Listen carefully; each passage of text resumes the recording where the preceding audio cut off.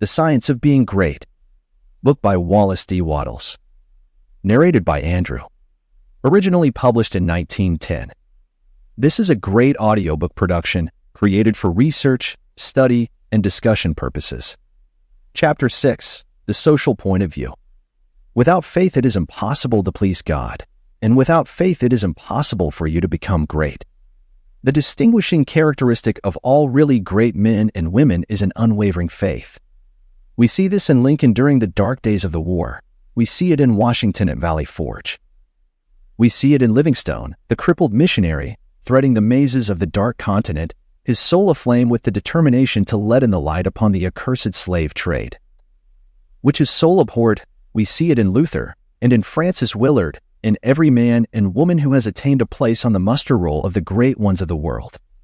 Faith, not a faith in oneself or in one's own powers, but faith in principle, in the something great which upholds right, and which may be relied upon to give us the victory in due time. Without this faith, it is not possible for anyone to rise to real greatness.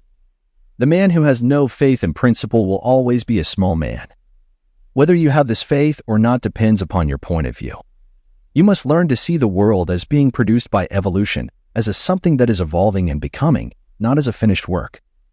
Millions of years ago, God worked with very low and crude forms of life, low and crude, yet each perfect after its kind. Higher and more complex organisms, animal and vegetable, appeared through the successive ages. The earth passed through stage after stage in its unfolding, each stage perfect in itself, and to be succeeded by a higher one. What I wish you to note is that the so-called lower organisms are as perfect after their kind as the higher ones, that the world in the Eocene period was perfect for that period. It was perfect, but God's work was not finished. This is true of the world today. Physically, socially, and industrially it is all good, and it is all perfect. It is not complete anywhere or in any part, but so far as the handiwork of God is gone, it is perfect. This must be your point of view, that the world and all it contains is perfect. Though not completed, all's right with the world. That is the great fact. There is nothing wrong with anything. There is nothing wrong with anybody. All the facts of life you must contemplate from this standpoint. There is nothing wrong with nature. Nature is a great advancing presence working beneficently for the happiness of all. All things in nature are good. She has no evil. She is not completed, for creation is still unfinished, but she is going on to give to man even more bountifully than she has given to him in the past. Nature is a partial expression of God, and God is love. She is perfect, but not complete. So it is of human society and government. What though there are trusts and combinations of capital and strikes and lockouts and so on? All these things are part of the forward movement. They are incidental to the evolutionary process of completing society. When it is complete, there will be harmony, but it cannot be completed without them. J. P. Morgan is as necessary to the coming social order as the strange animals of the age of reptiles were to the life of the succeeding period. And just as these animals were perfect after their kind, so Morgan is perfect after his kind. Behold, it is all very good. See government and industry as being perfect now, and as advancing rapidly toward being complete. Then you will understand that there is nothing to fear, no cause for anxiety, nothing to worry about. Never complain of any of these things. They are perfect. This is the very best possible world for the stage of development man has reached. This will sound like rank folly to many, perhaps to most people. What, they will say, are not child labor and the exploitation of men and women in filthy and unsanitary factories evil things? Aren't saloons evil? Do you mean to say that we shall accept all these and call them good? Child labor and similar things are no more evil than the way of living and the habits and practices of the cave dweller were evil. His ways were those of the savage stage of man's growth, and for that stage they were perfect. Our industrial practices are those of the savage stage of industrial development, and they are also perfect. Nothing better is possible until we cease to be mental savages in industry and business, and become men and women. This can only come about by the rise of the whole race to a higher viewpoint. And this can only come about by the rise of such individuals here and there as are ready for the higher viewpoint. The cure for all this inharmoniousness lies not with the masters or employers, but with the workers themselves. Whenever they reach a higher viewpoint, Whenever they shall desire to do so, they can establish complete brotherhood and harmony in industry. They have the numbers and the power. They are getting now what they desire. Whenever they desire more in the way of a higher, purer, more harmonious life, they will receive more. True, they want more now, but they only want more of the things that make for animal enjoyment, and so industry remains in the savage, brutal, animal stage. When the workers begin to rise to the mental plane of living and ask for more of the things that make for the life of the mind and soul, industry will at once be raised above the plane of savagery and brutality. But it is perfect now upon its plane. Behold, in fact it is all very good. So it is true of saloons and dens of vice. If the majority of the people desire these things, it is right and necessary that they should have them. When the majority desires a world without such discords, they will create such a world. So long as men and women are on the plane of bestial thought, so long the social order will be in part disorder and will show bestial manifestations. The people make society what it is, and as the people rise above the bestial thought, society will rise above the beastly in its manifestations. But a society which thinks in a bestial way must have saloons and dives. It is perfect after its kind, as the world was in the Eocene period, and very good. All this does not prevent you from working for better things. You can work to complete an unfinished society, instead of to renovate a decaying one, and you can work with a better heart and a more hopeful spirit. It will make an immense difference with your faith and spirit whether you look upon civilization as a good thing that is becoming better or as a bad and evil thing that is decaying. One viewpoint gives you an advancing and expanding mind, and the other gives you a descending and decreasing mind. One viewpoint will make you grow greater, and the other will inevitably cause you to grow smaller. One will enable you to work for the eternal things, to do large works in a great way toward the completing of all that is incomplete and inharmonious. And the other will make you a mere patchwork reformer, working almost without hope to save a few lost souls from what you will grow to consider a lost and doomed world. So you see, it makes a vast difference to you, this matter of the social viewpoint. All's right with the world. Nothing can possibly be wrong but my personal attitude, and I will make that right. I will see the facts of nature and all the events, circumstances, and conditions of society, politics, government, and industry from the highest viewpoint. It is all perfect, though incomplete. It is all the handiwork of God. Behold, it is all very good. For more audiobook like this, hit the subscribe button and click on the notification bell so you get notified when we post a new audiobook. Thanks for listening. The Science of Being Great. Book by Wallace D. Wattles. Narrated by Andrew. Originally published in 1910. This is a great audiobook production created for research, study, and discussion purposes. Chapter 7. The Individual Point of View. Important as the matter of your point of view for the facts of social life is, it is of less moment than your viewpoint for your fellow men, for your acquaintances, friends, relatives, your immediate family, and, most of all, yourself. You must learn not to look upon the world as a lost and decaying thing, but as a something perfect and glorious which is going on to a most beautiful completeness. And you must learn to see men and women not as lost and accursed things, but as perfect beings advancing to become complete. There are no bad or evil people. An engine, which is on the rails pulling a heavy train, is perfect after its kind, and it is good. The power of steam, which drives it, is good. Let a broken rail throw the engine into the ditch, and it does not become bad or evil by being so displaced. It is a perfectly good engine, but off the track. The power of steam that drives it into the ditch and wrecks it is not evil, but a perfectly good power. So that which is misplaced or applied in an incomplete or partial way is not evil. There are no evil people. There are perfectly good people who are off the track, but they do not need condemnation or punishment. They only need to get upon the rails again. That which is undeveloped or incomplete often appears to us as evil because of the way we have trained ourselves to think. The root of a bulb that shall produce a white lily is an unsightly thing. One might look upon it with disgust. But how foolish we should be to condemn the bulb for its appearance when we know the lily is within it. The root is perfect after its kind. It is a perfect but incomplete lily, and so we must learn to look upon every man and woman, no matter how unlovely an outward manifestation. They are perfect in their stage of being, and they are becoming complete. Behold, it is all very good. Once we come into a comprehension of this fact and arrive at this point of view, we lose all desire to find fault with people, to judge them, criticize them, or condemn them. We no longer work as those who are saving lost souls, but as those who are among the angels, working out the completion of a glorious heaven.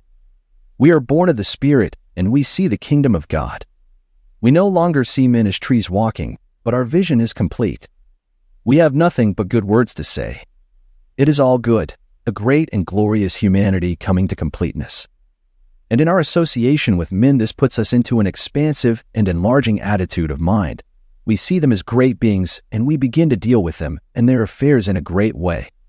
But if we fall to the other point of view and see a lost and degenerate race, we shrink into the contracting mind, and our dealings with men and their affairs will be in a small and contracted way. Remember to hold steadily to this point of view. If you do, you cannot fail to begin at once to deal with your acquaintances and neighbors and with your own family as a great personality deals with men. This same viewpoint must be the one from which you regard yourself. You must always see yourself as a great advancing soul. Learn to say, "There is that in me of which I am made, which knows no imperfection, weakness, or sickness. The world is incomplete, but God in my own consciousness is both perfect and complete. Nothing can be wrong but my own personal attitude, and my own personal attitude can be wrong only when I disobey that which is within. I am a perfect manifestation of God so far as I have gone, and I will press on to be complete. I will trust and not be afraid." When you are able to say this understandingly, you will have lost all fear, and you will be far advanced upon the road to the development of a great and powerful personality. For more audiobook like this, hit the subscribe button and click on the notification bell so you get notified when we post a new audiobook. Thanks for listening. The Science of Being Great. Book by Wallace D. Wattles. Narrated by Andrew. Originally published in 1910. This is a great audiobook production created for research, study, and discussion purposes. Chapter 8. Consecration. Having attained to the viewpoint that puts you into the right relations with the world and with your fellow men, the next step is consecration. And consecration in its true sense simply means obedience to the soul. You have that within you that which is always impelling you toward the upward and advancing way, and that impelling something is the divine principle of power. You must obey it without question. No one will deny the statement that if you are to be great, the greatness must be a manifestation of something within. Nor can you question that this something must be the very greatest and highest that is within. It is not the mind, or the intellect, or the reason. You cannot be great if you go no farther back for principle than to your reasoning power. Reason knows neither principle nor morality. Your reason is like a lawyer in that it will argue for either side. The intellect of a thief will plan robbery and murder as readily as the intellect of a saint will plan a great philanthropy. Intellect helps us to see the best means and manner of doing the 40 right thing, but intellect never shows us the right thing. Intellect and reason serve the selfish man for his selfish ends as readily as they serve the unselfish man for his unselfish ends.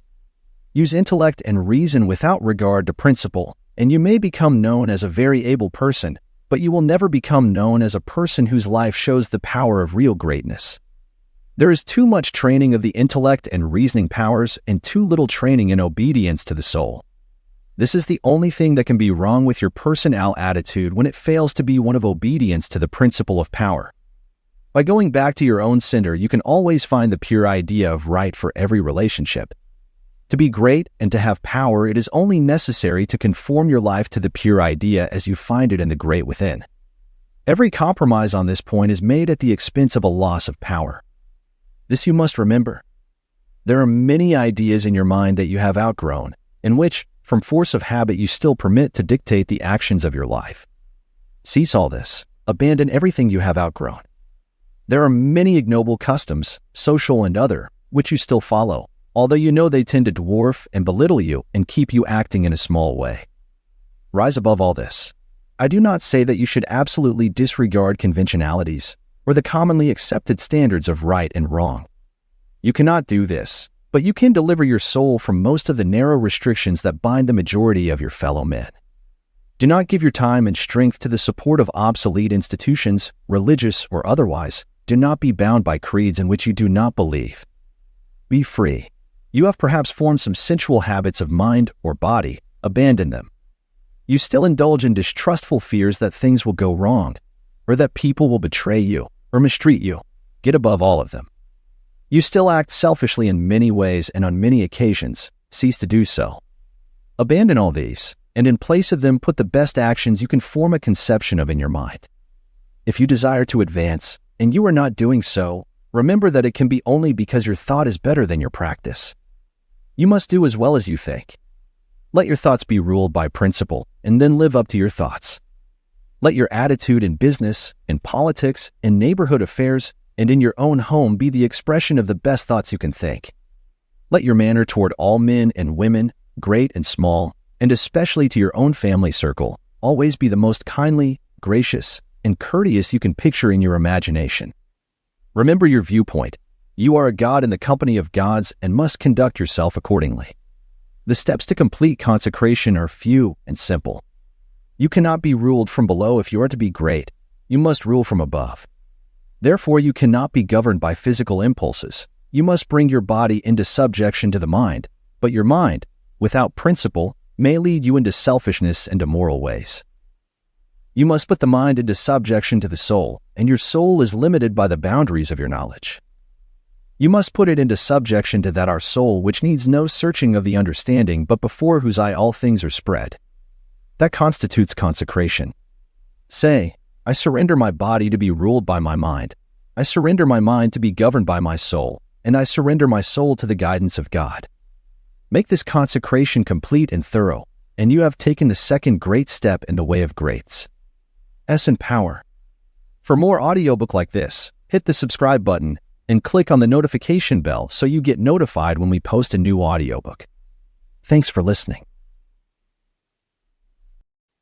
The Science of Being Great. Book by Wallace D. Wattles.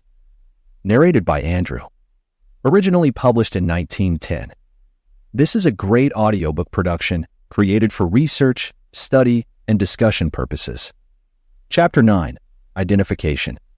Having recognized God as the advancing presence in nature, society, and your fellow men, and de-harmonized yourself with all these. And having consecrated yourself to that within you which impels toward the greatest and the highest. The next step is to become aware of and recognize fully the fact that the principle of power within you is God Himself. You must consciously identify yourself with the highest. This is not some false or untrue position to be assumed. It is a fact to be recognized. You are already one with God. You want to become consciously aware of it. There is one substance, the source of all things, and this substance has within itself the power that creates all things. All power is inherent in it. This substance is conscious and thinks. It works with perfect understanding and intelligence. You know that this is so because you know that substance exists and that consciousness exists, and that it must be substance that is conscious. Man is conscious and thinks. Man is substance. He must be substance, else he is nothing and does not exist at all. If man is substance and thinks and is conscious, then he is conscious substance. It is not conceivable that there should be more than one conscious substance. So man is the original substance, the source of all life and power embodied in a physical form. Man cannot be something different from God. Intelligence is one and the same everywhere, and must be everywhere an attribute of the same substance. There cannot be one kind of intelligence in God and another kind of intelligence in man. Intelligence can only be an intelligent substance, and intelligent substance is God. Man is of one and the same stuff with God, and so all the talents, powers, and possibilities that are in God are in man, not just in a few exceptional men, but in everyone. All power is given to man, in heaven and on earth. Is it not written, "You are gods"? The principle of power in man is man himself, and man himself is God. But while man is original substance and has within him all power and possibilities, his consciousness is limited. He does not know all there is to know, and so he is liable to error and mistake. To save himself from these, he must unite his mind to that outside him which does know all. He must become consciously one with God. There is a mind surrounding him on every side, closer than breathing, nearer than hands and feet, and in this mind is the memory of all that has ever happened, From the greatest convulsions of nature in prehistoric days to the fall of a sparrow in this present time, and all that is in existence now as well. Held in this mind is the great purpose that is behind all nature, and so it knows what is going to be. Man is surrounded by a mind that knows all there is to know, past, present, and to come. Everything that men have said or done or written is present there. Man is of the same one identical stuff with this mind. He proceeded from it, and he can so identify himself with it that he may know what it knows. My Father is greater than I, said Jesus. I come from him. I and my Father are one. He shows the Son all things. The Spirit shall guide you into all truth. Your identification of yourself with the infinite must be accomplished by conscious recognition on your part. Recognizing it as a fact, that there is only God, and that all intelligence is in the one substance, you must affirm somewhat after this wise: there is only one, and that one is everywhere. I surrender myself to conscious unity with the highest. Not I, but the Father. I will to be one with the Supreme, and to lead the divine life. I am one with infinite consciousness. There is but one mind, and I am that mind. I that speak unto you am he. If you have been thorough in the work as outlined in the preceding chapters, if you have attained to the true viewpoint, and if your consecration is complete, you will not find conscious identification hard to attain. And once it is attained, the power you seek is yours, for you have made yourself one with all the power there is. For more audiobook like this, hit the subscribe button and click on the notification bell so you get notified when we post a new audiobook. Thanks for listening. The Science of Being Great. Book by Wallace D. Wattles. Narrated by Andrew. Originally published in 1910. This is a great audiobook production created for research, study, and discussion purposes. Chapter 10, Idealization. You are a thinking center in original substance, and the thoughts of original substance have creative power. Whatever is formed in its thought and held as a thought form must come into existence as a visible and so-called material form, and a thought form held in thinking substance is a reality. It is a real thing, whether it has yet become visible to mortal eye or not. This is a fact that you should impress upon your understanding, that a thought held in thinking substance is a real thing, a form, and has actual existence, although it is not visible to you. You internally take the form in which you think of yourself, and you surround yourself with the invisible forms of those things with which you associate in your thoughts. If you desire a thing, picture it clearly and hold the picture steadily in mind until it becomes a definite thought form. And if your practices are not such as to separate you from God, the thing you want will come to you in material form. It must do so in obedience to the law by which the universe was created. Make no thought form of yourself in connection with disease or sickness, but form a conception of health. Make a thought form of yourself as strong and hearty and perfectly well. Impress this thought form on creative intelligence, and if your practices are not in violation of the laws by which the physical body is built, your thought form will become manifest in your flesh. This also is certain: it comes by obedience to law. Make a thought form of yourself as you desire to be, and set your ideal as near to perfection as your imagination is capable of forming the conception. Let me illustrate. If a young law student wishes to become great, let him picture himself as a great lawyer, pleading his case with matchless eloquence and power before the judge and jury, as having an unlimited command of truth, of knowledge, and of wisdom. Let him picture himself as the great lawyer in every possible situation and contingency. While he is still only the student in all circumstances, let him never forget or fail to be the great lawyer in his thought form of himself. As the thought form grows more definite and habitual in his mind, the creative energies, both within and without, are set at work. He begins to manifest the form from within, and all the essentials without, which go into the picture, begin to be impelled toward him. He makes himself into the image, and God works with him. Nothing can prevent him from becoming what him wishes to be. In the same general way, the musical student pictures himself as performing perfect harmonies and as delighting vast audiences. The actor forms the highest conception he is capable of in regard to his art, and applies this conception to himself. The farmer and the mechanic do exactly the same thing.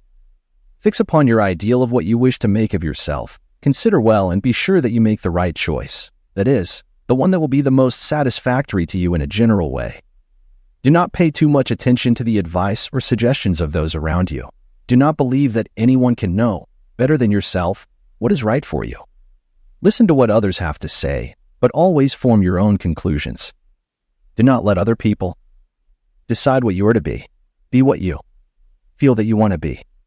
Do not be misled by a false notion of obligation or duty. You can owe no possible obligation or duty to others that should prevent you from making the most of yourself.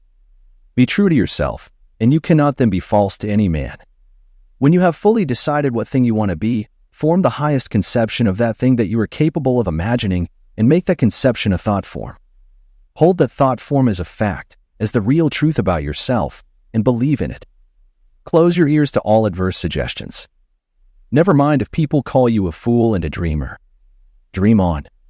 Remember that Bonaparte, the half-starved lieutenant, always saw himself as the general of armies and the master of France, and he became an outward realization what he held himself to be in mind. So likewise will you.